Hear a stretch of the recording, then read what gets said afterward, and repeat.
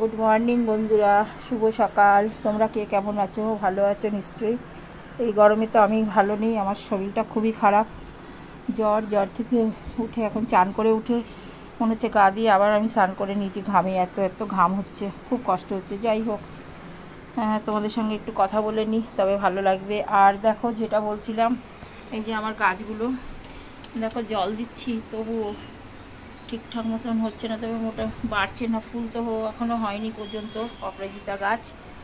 আর এটা একটা কী গাছ যেন মনে নেই, অনেক দিন হয়েছে তো ভুলে গেছি, পরে মনে পড়লে বলে দেবো। আর এখানে একগুচ্ছ লেবু গাছ হয়েছে, দেখো লেবু গাছগুলো দেখো।